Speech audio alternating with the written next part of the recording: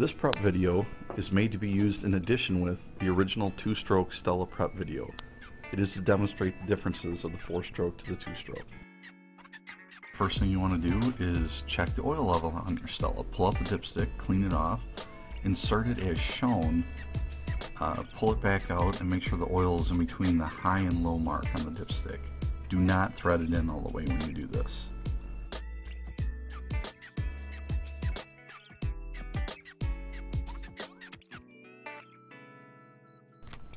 The next thing we're going to do is, before we start it, is check the operation of the choke. When you pull it out, make sure that the arm hits on the peg. That's showing that it's going to fully close the choke. Otherwise you're going to have a lot of hard time starting it. If it doesn't, you can adjust with the Phillips screw right above it and slide the cable in or out to do so. Now we're ready to start the engine. Pull out the choke and fire it up. As it warms up, you'll need less and less choke, so as it starts to shudder, you can kind of slide the choke in slightly. Next, we're going to let the engine warm up fully. It's probably going to take 10 minutes or so to let it fully get warm. You should be able to put your hand in the case and feel that it's, 120 degrees. But I'm going to show you, here's the drain bolt and the oil screen bolt. Check for any oil leaks and tighten the bolts as necessary. So on the back side, I have the wheel removed so you can see the oil filter cover. It just has 4 10mm bolts. Check around that for leaks.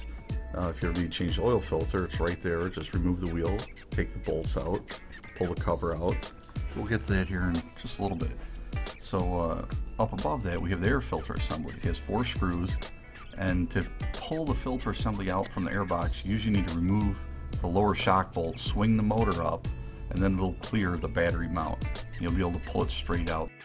Next, we're going to talk about the carburetor. It comes from the factory with a mileage protection seal, which shows that your customer hasn't taken it apart, tampered with it, altered it in any way. It's just one of the new government regulations, so people can't get around emissions, especially in California.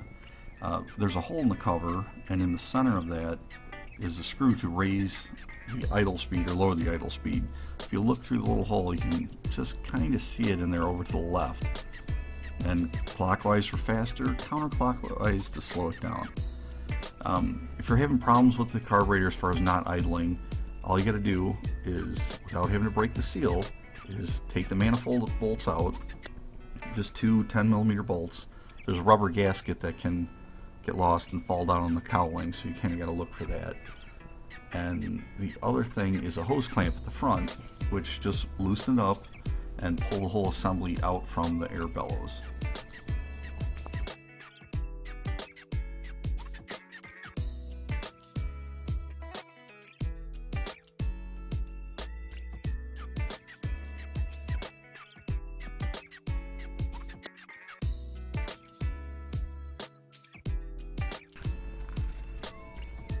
So as you get the carburetor out, we're going to place a rag underneath it. And not only is this going to catch the fuel, but it's going to keep you from dropping any screws, any bolts, any small parts down the intake that will take you many hours to retrieve if the intake valve happens to be open. So the other reason why we're taking this apart is it's going to be a pretty good indication of anything that came through the fuel system will collect on the bottom of the float bowl. Once you get the 2 screws out, the float bowl should just drop away easily. And be careful not to bend the float or anything. As you look in the bottom, you'll see there's a little bit of dirt in there. So any of that dirt, that's usually going to be an indication of what's stuck in the jets. Every time you look at the float bowl, whatever's in there will be in the jets. You have your main jet and your idle jet next to it.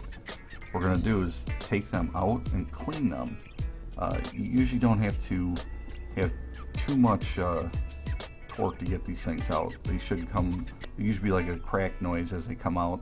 It's just from sticking with the 2 metals fusing together. So there's a hole that goes all the way through it from one end to the other. You should be able to hold it up to the light and see directly through it. Should be about the same from both sides. If it doesn't look perfectly round, it probably needs to be cleaned. So we're going to use a tapered jet reamer. or you can use any piece of wire. But the trick to this is, put it in, and you're not going to remove any metal.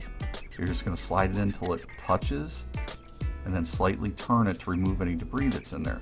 You don't want to remove metal. If you do that, you're going to be changing the size of the jet. So just put it in. It's something that'll take, you'll get a little bit of feel for it. Just slide it on until it stops. Don't jam it on. Just slide it on until it stops. Blow it out. It should be perfectly around. Be able to see through it. Put it back in. That's all there is to it. Next, we're going to change the oil. Just slide a pan underneath there. It's only going to hold about a quarter at the most. So pull the drain plug out. Let everything drain. It's best to do this with the engine hot. It helps in getting all the oil out of this. We're going to pull the main bowl, like I said, out of the bottom, and then we're going to grab the filter screen plug out of the right side of it. So as we take that out, which is I believe a 17 millimeter, pull it out. It has a spring in there and a little like sock filter screen, and it just keeps debris from being pulled into the oil pump. It's not the filter, the main filter for the engine, it's just the pre-filter for the oil pump. So just take it out, clean anything off of it. You can use carb cleaner if you want to blow it out and make it spotless, but leave the plugs out. Next, we're going to take the 4 10mm bolts out that hold the oil filter housing on. Each one of them has a small lock washer behind it, so make sure not to lose all of those. Just crack them loose, and you might have to use like the end of a plastic screwdriver to kind of just tap it and crack the gasket loose on there.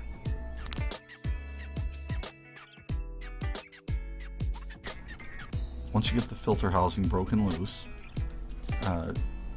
pull the filter out. It's kind of spring loaded, but you always want to check the filter itself for any material that might be on it, like little pieces of metal, anything that might lead you to believe there might be something wrong with the engine. This is a good time to inspect it and check all the little grooves for any bits of aluminum or anything. But filters are one-time use only, so just get rid of it, stick another one in. It's just cheap insurance to replace it, but always put it back in with the rubber ring facing the filter cover. It's really important it goes in that way. If you try and put it in backwards, you chance running the engine without any oil going to the top end or bearings. So make sure it goes in that way. So the next thing we're going to do is set the valves. So you need to do this with the engine cold. It's best to do this early in the morning. One nice thing about the Stella, it has roller rockers. It has needle bearings on the rocker shafts and on the followers. The tappet adjusters, what we're going to do is set the clearance between the top of the valve and in between the adjustment tappet. If you look right in there, we're going to kick it over by hand till you watch it dip and come back up. Now, going clockwise, we're going to line up that arrow with the one on the fan shroud right there. So it's going to be a little bit to get it there, and just kind of go back and forth with it a little bit till you get it lined up. At this point, both valves should be loose. There should be just a little bit of play in between the end of that adjusting screw and the top of the valve head. So what we'll do, if there's not, we'll just break them loose, line it up, and back it off 2 notches, which is 2/1000ths of an inch. Double check that it's got a little bit of clearance. Do the same thing on the exhaust. You'll probably have to do this after the first couple hundred miles. You have to do it again at say 500 miles, and then after that, since it's roller rocker, it usually doesn't wear too much. You probably won't have to touch it again for 5,000 miles. So like I said, just repeat the process on the bottom, and that's all there is to the valve adjustment.